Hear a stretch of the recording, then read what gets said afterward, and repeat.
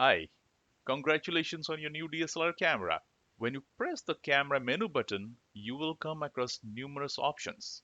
This could be very confusing for both beginners and advanced amateurs. Out of these numerous options, some are so important that you need them during everyday shoot. Failing to set these settings correctly will result in missing images in the decisive moment, not to mention the waste of time and money. Hi, this is Himansu Tripathy, and in this video, I am going to share with you how to set up your camera like a pro.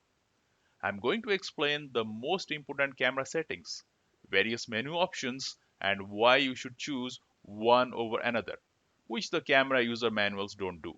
Also, I am going to tell you some hidden settings, which professional photographers use all the time.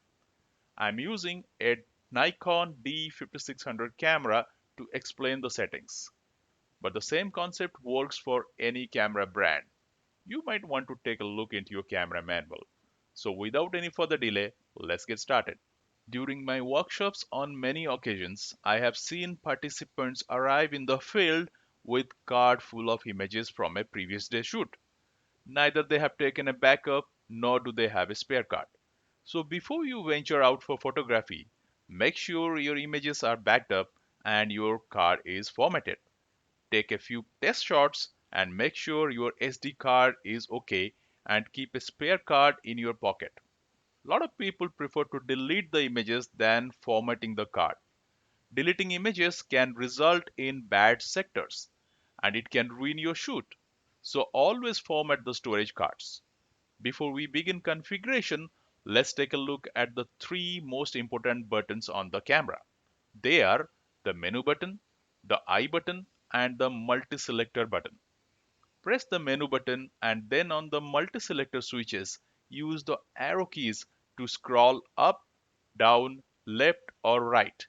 Also notice there is an OK button in the middle. To format your SD card, press the menu button on the camera. On the multi-selector switch, press up or down key to select the setup menu represented by the spanner icon. On the multi-selector switch, press the right arrow key to choose format and then press the OK button. On the warning screen, select yes and press OK. This process will format the memory card. To prevent any unauthorized usage, you might want to add your name and copyright information to your image. After configuring this setting on your camera, copyright information will get embedded to all the images you capture. To add copyright info, press the menu button on the camera. Scroll to the setup menu, choose copyright, and then press OK button. Then on the copyright information screen, enter the artist and copyright information. Then most important is to select the attach copyright information checkbox and press OK. When you shoot outdoor or change lenses, your camera sensor is likely to capture small dust particles. Slowly, these dust particles will build up and show up in your images, which you have to clean in Photoshop during post processing. Sensor dust is inevitable, but we can configure our camera to do a self-cleaning before you capture any images. With this setting, the cleaning will occur after you turn on or off the camera. To enable sensor cleaning, press the menu button on the camera, scroll to the setup menu, choose Clean Image Sensor, and press the OK button. Then, on the Clean Image Sensor screen, choose Clean Now to immediately clean the sensor, or select Clean at Startup or Shutdown and press OK. You can also choose to clean at startup, shutdown, or completely turn off the sensor cleaning. When the camera sensor records an image, it saves in a JPEG file format. This is the default setting. In JPEG setting, the camera processes the image by adding color, contrast, sharpness, and white balance. However, it also throws away a lot of image data. Just imagine, when a JPEG file is just 6 MB, a RAW file is minimum 24 MB in size. JPEG format is suitable for beginners and those who are not familiar with processing RAW files. JPEG files are also suitable for someone like a newspaper reporter who quickly wants to send the image to the press without spending time in post processing. However, if you want to produce high quality images, you must shoot in RAW mode.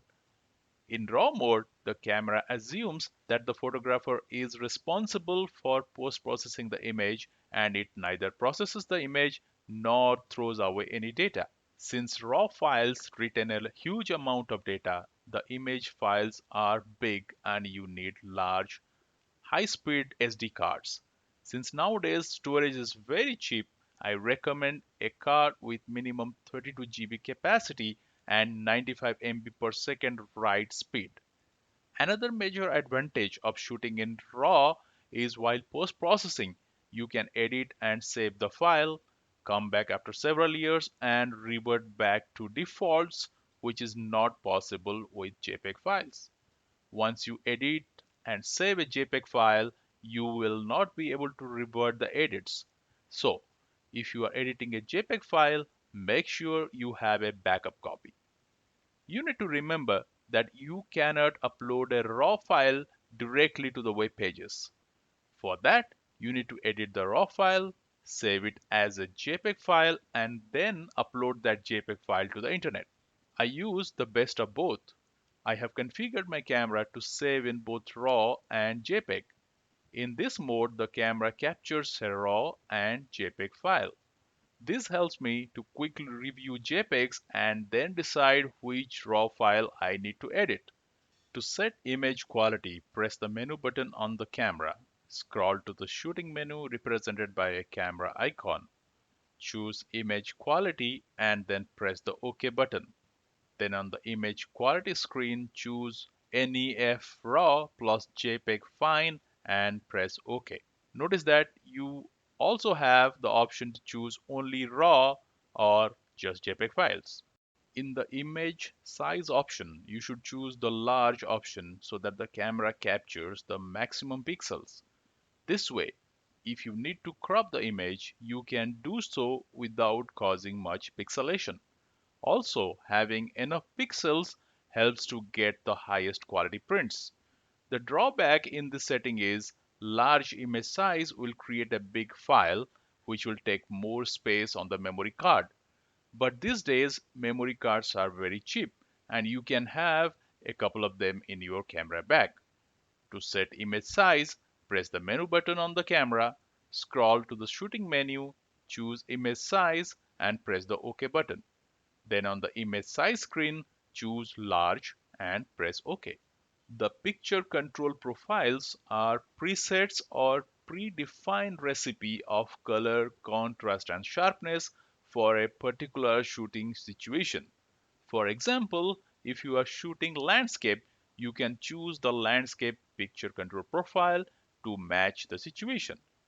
The camera will then apply this profile to produce best results. This feature is very useful if you are shooting JPEG files or video.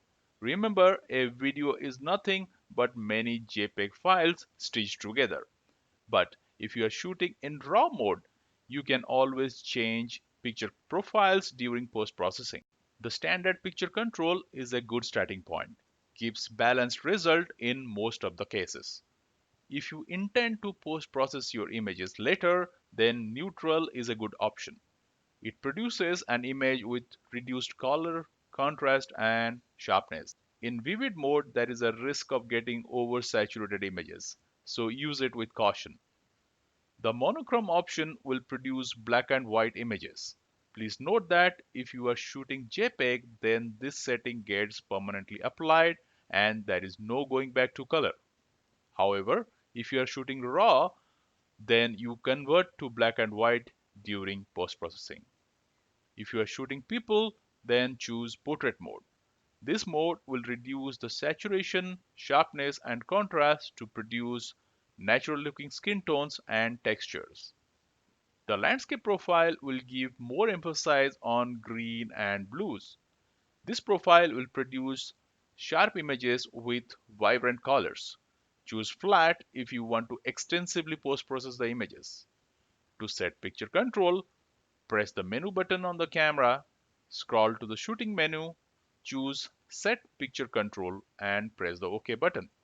Then on the Set Picture Control screen, choose the Picture Control Profile preset and then press OK.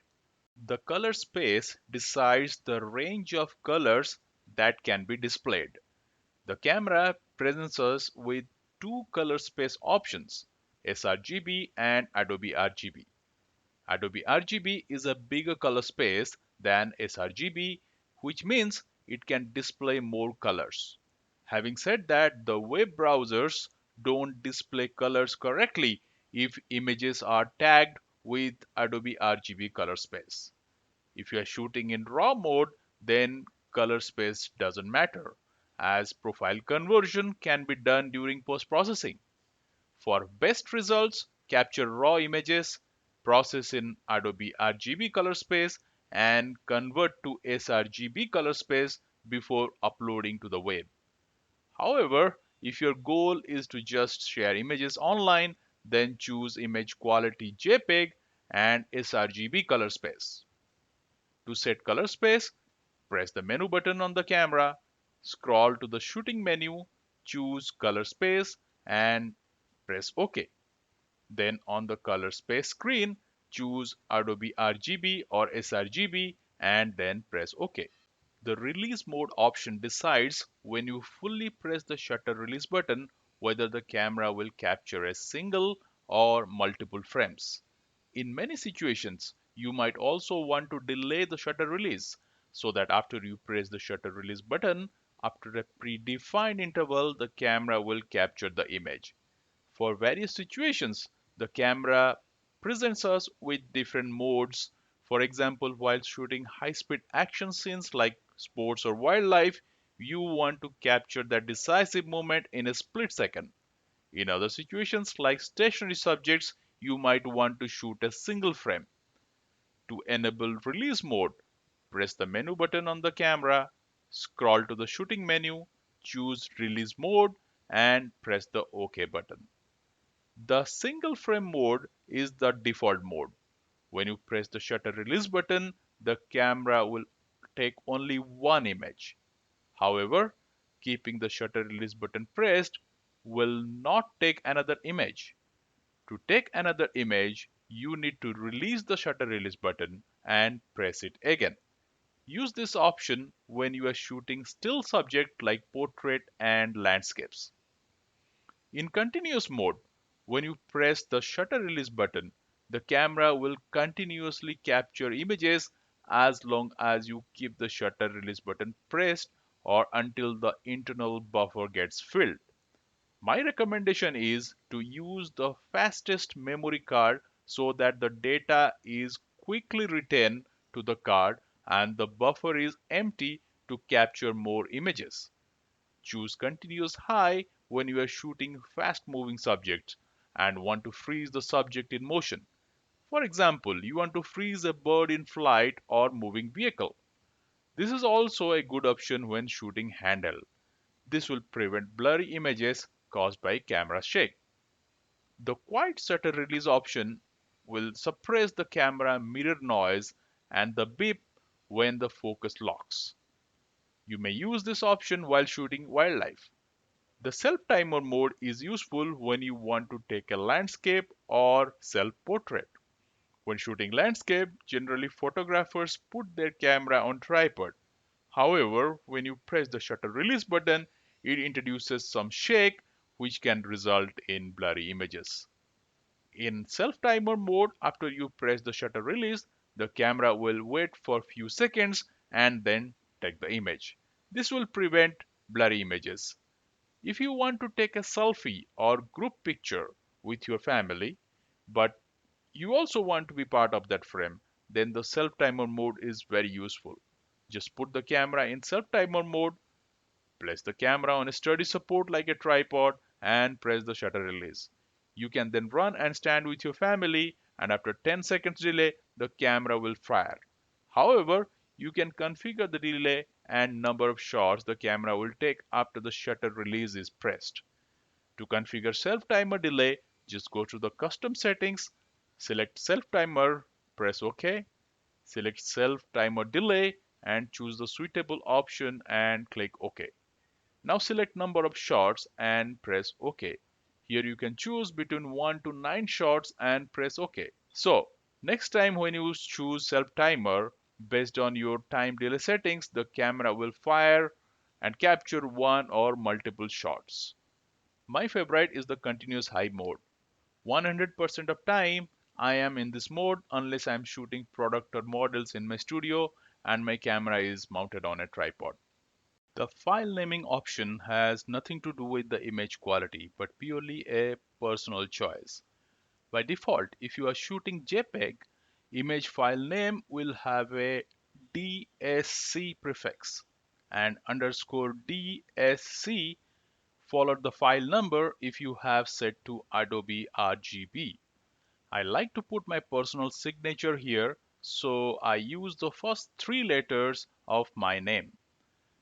To set file naming, press the menu button on the camera, scroll to the shooting menu, choose file naming and press the OK button.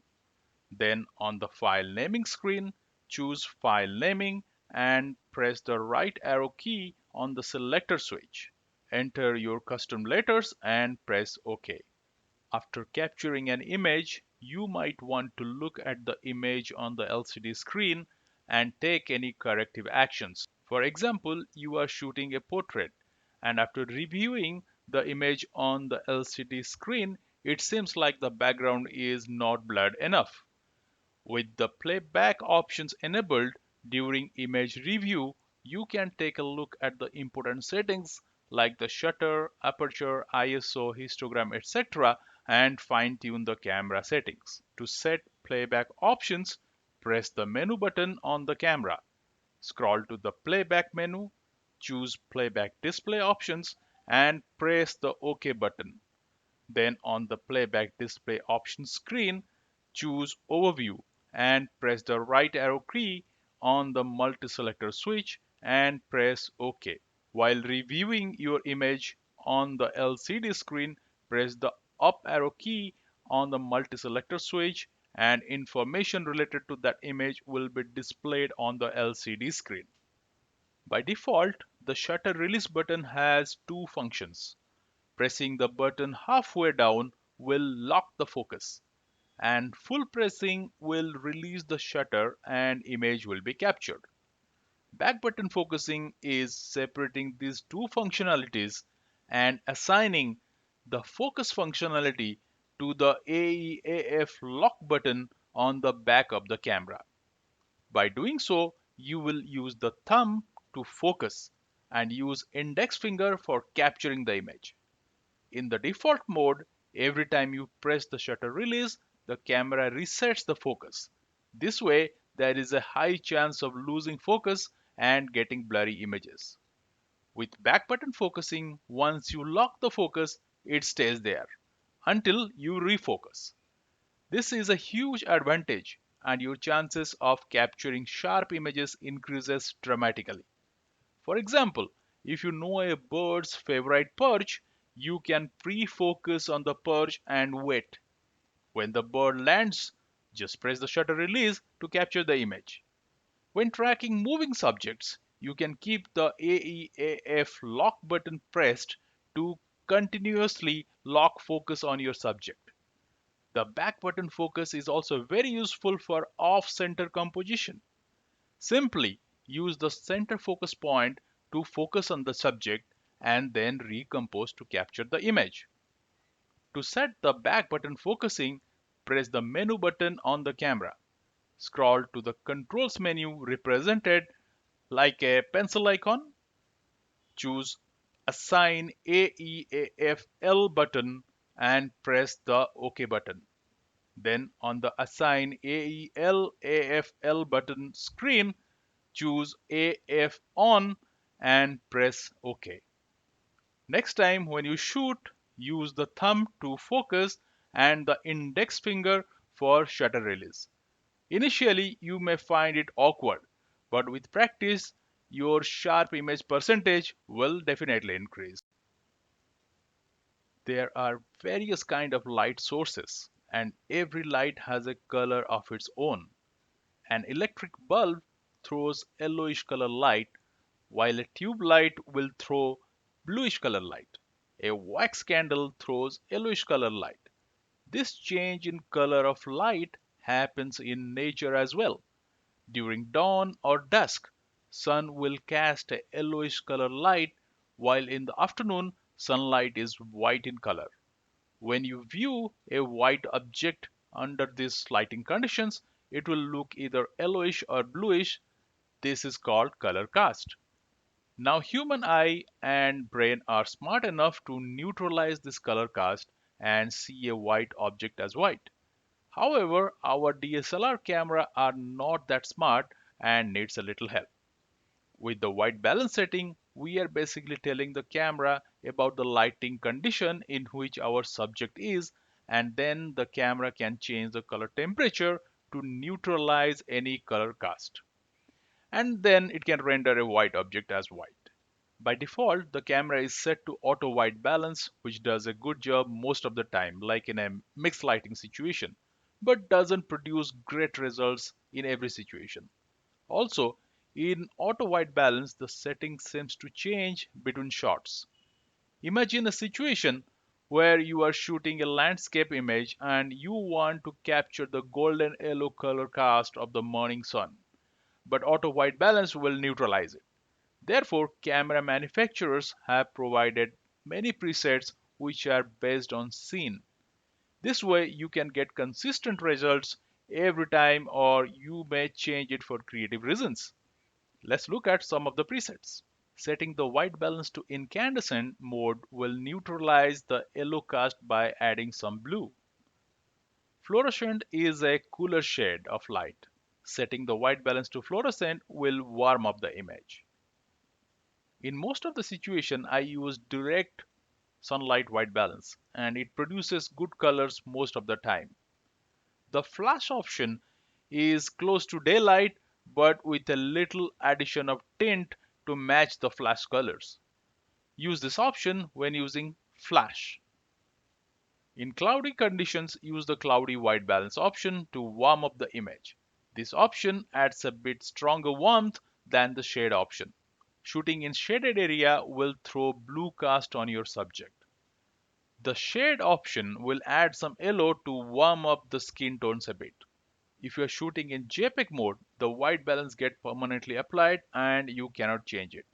Therefore, studying the light and setting the appropriate white balance correctly in the field is very important. However, if you are shooting in RAW mode, you don't have to worry as you can set the white balance later during post-processing. As discussed earlier, this is another advantage of shooting in RAW mode. On many occasions, we photograph a great landscape image, but while reviewing the image, find that the horizon is slightly tilted. This problem could be easily fixed in post-processing, but could be avoided if you have some kind of reference in the viewfinder. This is where the grid display feature comes very handy while composing your images. The grid display feature creates a grid in the viewfinder by dividing the frame with 3 vertical and 3 horizontal lines with 9 intersection points to resemble the rule of thirds. If you do not know the rule of thirds, it basically says for a stronger and pleasing composition, instead of placing your main subject in the center, place it on one of the 9 intersection points. This rule applies to both portrait and landscapes. While shooting landscapes, if the sky is interesting, like a blue sky with beautiful clouds, then keep 2/3 of the sky and 1/3 of the landscape. If the landscape is beautiful and the sky is dull, then keep 2/3 of the landscapes and 1/3 of the sky. You can use the lines in the viewfinder as a reference to position the horizon. To set the grid display option, press the menu option on the camera. Scroll to the custom settings menu, choose shooting display option and press the OK button. Then on the shooting display screen, choose viewfinder grid display and press OK. Select on and click OK. For quick access, you can assign a role to the function button. For example, by default, the ISO setting is configured. To quickly change the ISO value, just press the function button and rotate the command dial. To customize the function button, press the menu button on the camera. Scroll to the custom settings menu, choose control options and press the OK button. Then on the control screen, choose assign function button and then press OK. Select the role you want to assign to the function button and click OK. Humans have approximately 180-degree field of vision, but not everything you see is actually sharp. Only the objects on which our eye focuses appear sharp. But in photography, we have to tell our camera where to focus so that our main subject appear tack sharp and distracting background will appear out of focus. We do that by choosing the appropriate focus points. Autofocus is very accurate even in the entry-level digital cameras, and there is a setting for every situation. An autofocus setting for stationary subject may not be suitable for moving subjects. In this video, I am going to explain which autofocus option is best for which situation and how to set it correctly. If you leave your camera to automatically choose the focus points, the camera will try to focus on something which may not be your intended subject. In this example, the camera has focused on the tree instead of the subject. To avoid this problem, you should understand the focus area mode options and in which situation you should choose one over another. On your camera, press the I button, navigate to the AF auto area mode and press OK. You will be presented with many options. By default, your camera is set to auto area mode or automatic AF point selection in Canon. In this mode, the camera automatically tries to find the subject and focus. There are chances that the camera will focus on something in the frame which may not be your main subject. As discussed before, this is not the best mode and should be avoided. Use single point AF or manual AF point in Canon for stationary subject like models or macro subject. Half press and release the shutter release button to activate the focus point, and then use the multi-selector button to move the focus point on the area you want sharp. For example, the subject's eye. Then full press the shutter release to capture the image. Generally, the center focus point is the most accurate. First choose the OK button so the center focus point is selected. Now, you half press the shutter release button to lock the focus on your subject. While keeping the shutter release button half pressed, recompose and take the shot. For moving subjects, use the 39-point dynamic area AF or AF point expansion in Canon. You also have the option to choose a group of 9 or 21 focus point for predictable subject movement, like a car moving in a particular direction. To start with, half press the shutter release button to activate the focus points. Then use the multi-selector button to position the focus point on your subject. And then fully press the shutter release button to capture a sharp image. It may look exactly similar to single point AF, but the advantage of this mode is even if the subject moves from the selected focus point to the neighboring focus point, dynamic area AF tracks and keep the subject in focus. 99% of the time I am in dynamic area AF mode. The 3D tracking option is useful in situations when the subject moves after focus is locked. For example, in a football match, you focused on a player, but then the player suddenly runs. In this case, if you keep the shutter release button half pressed, the camera will track the subject and keep the focus locked on the subject.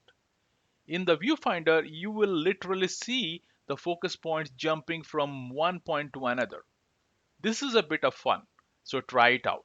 I use this option a lot while shooting handheld from a rocking boat. The focus or drive mode decides how the camera will track moving subjects like sports, children, birds, and wildlife and keep them in focus. On your camera, press the I button. Navigate to the focus mode and press OK. You will be presented with many options. In single servo or one shot mode in Canon, half pressing the shutter release button locks the focus on the subject. If the subject changes its position, the focus is lost and you need to refocus.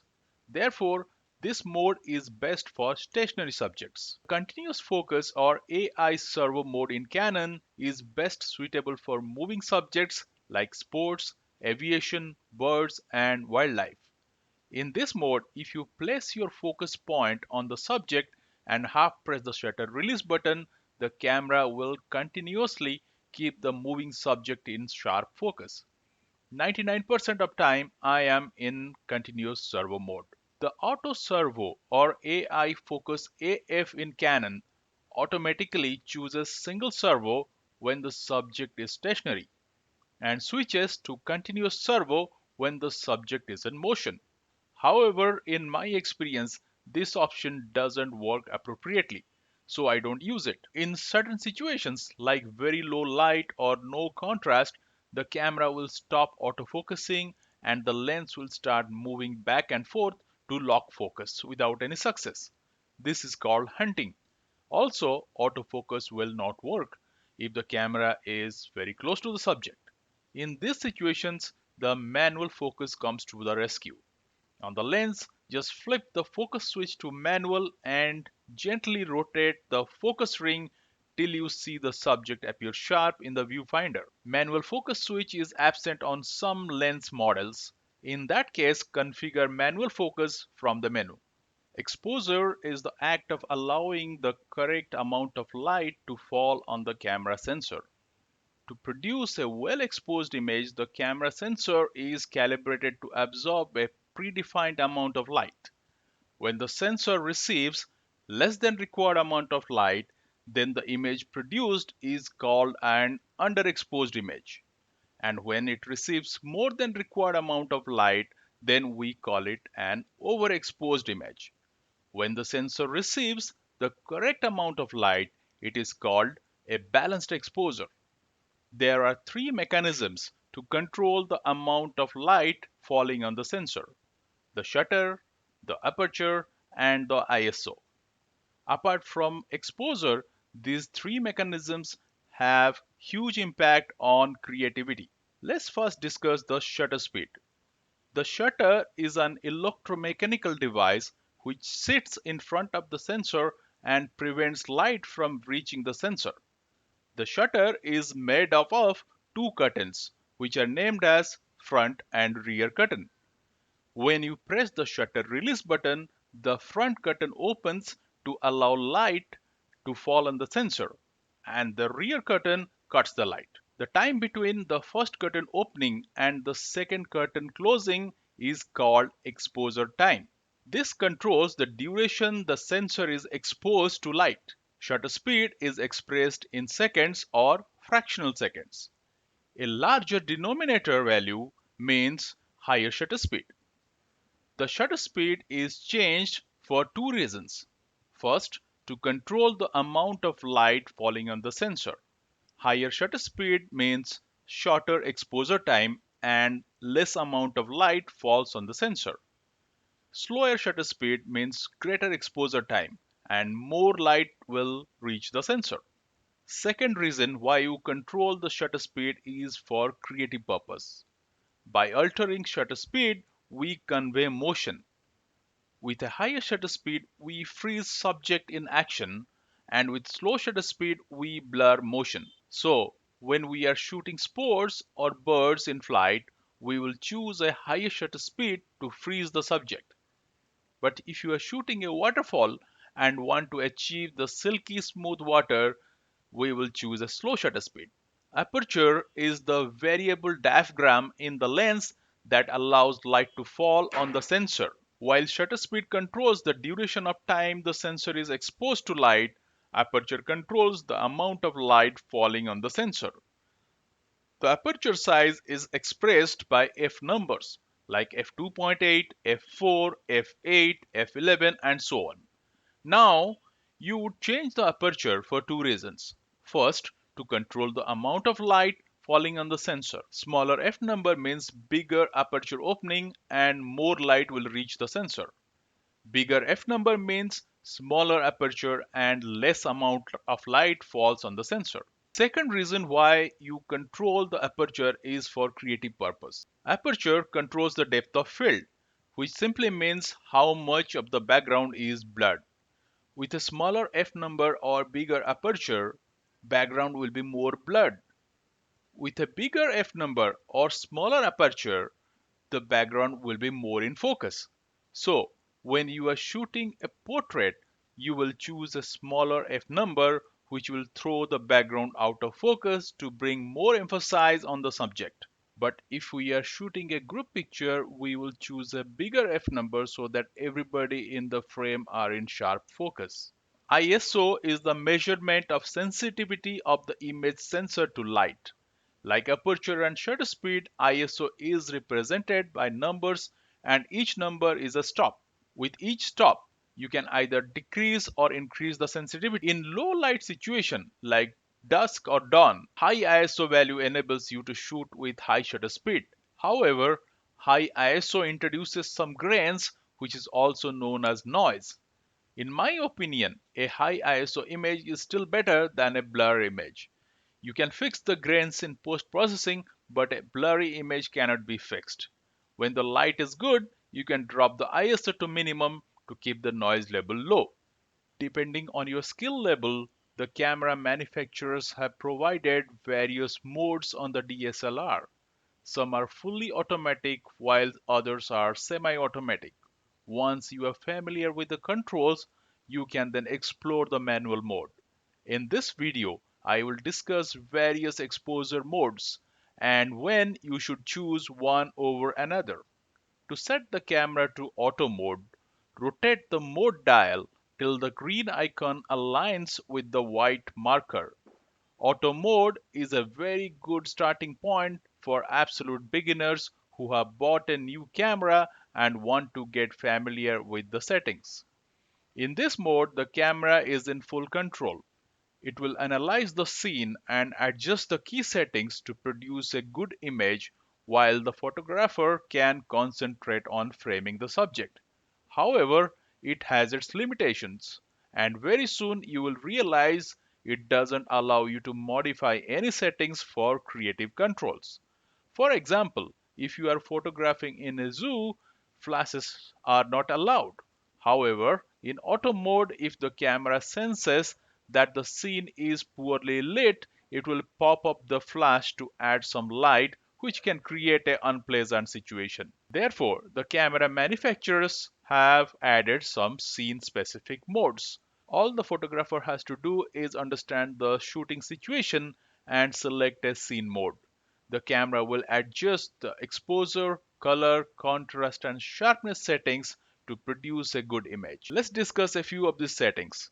To set the scene mode, just rotate the mode dial to scene and then rotate the command dial to select a specific scene mode. In portrait mode, the camera will choose a wide aperture to minimize the depth of field to create a nicely blurred background. This will emphasize the subject. White balance, saturation, contrast, and sharpness are adjusted automatically by the camera for best skin tone. In sports mode, the camera chooses a high shutter speed and continuous servo to keep the moving subject in focus. Half pressing the shutter release button will keep the subject in focus and full press to capture a sharp image. In landscape mode, the camera will choose a narrow aperture to increase the depth of field. This will bring the foreground and the background in focus. Camera will boost the contrast and saturation. Since the shutter speed could be slow, you might want to use a tripod for stability. Now those were fully automatic modes. Now let's discuss some creative modes. I like the creative modes because you can offload some work to the camera.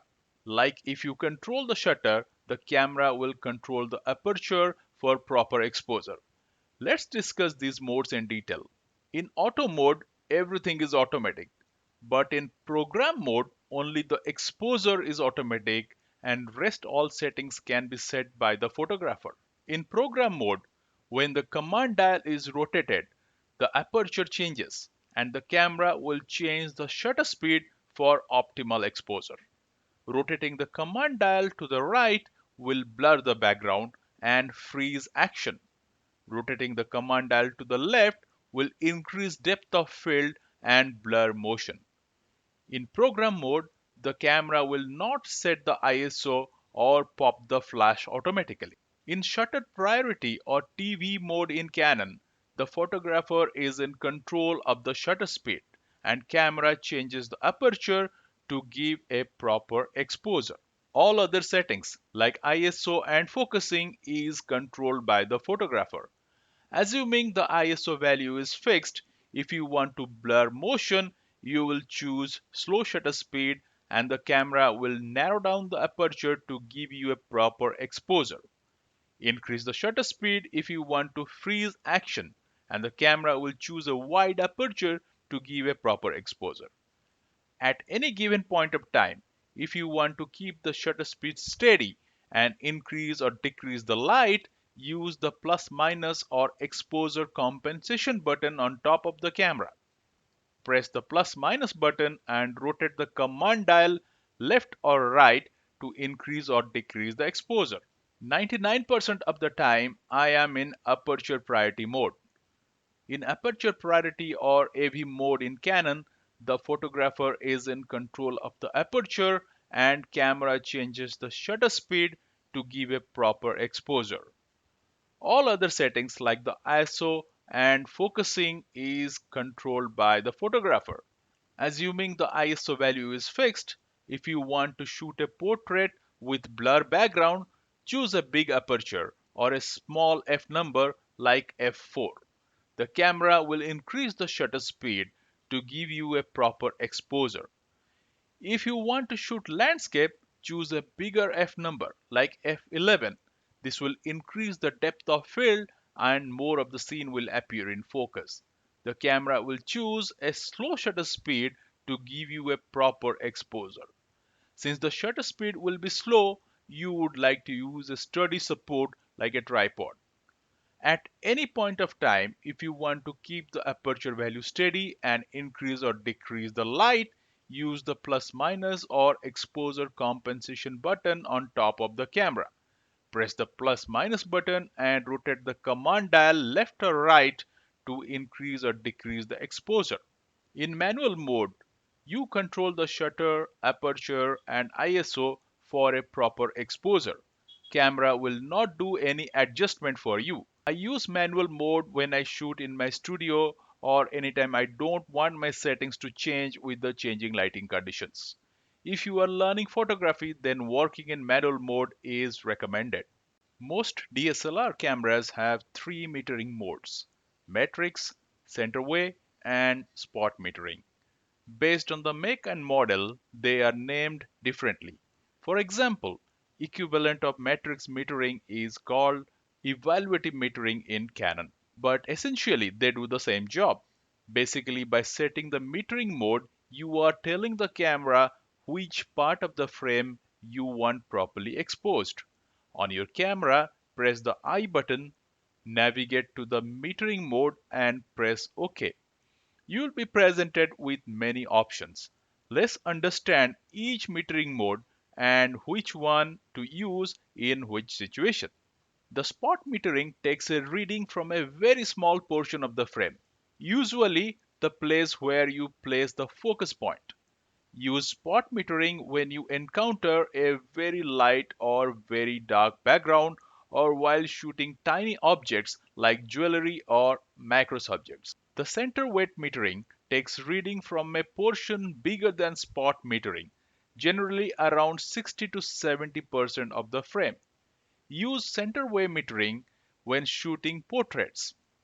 The matrix metering, also known as evaluative metering in Canon, is the default metering mode. Matrix metering will divide the entire frame into a grid and take a reading from each segment. It will then compare the reading with images stored in the camera database and propose the best exposure.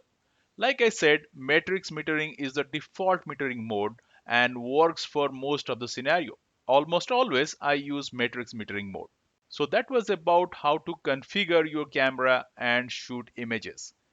If you like the video, do give a thumbs up, subscribe to my channel and press the bell icon for regular updates. If you have any question, do write below in the comment section and I will answer you as soon as possible. If you want to join my photography or post processing workshop, please check the details below. Until next time, happy shooting.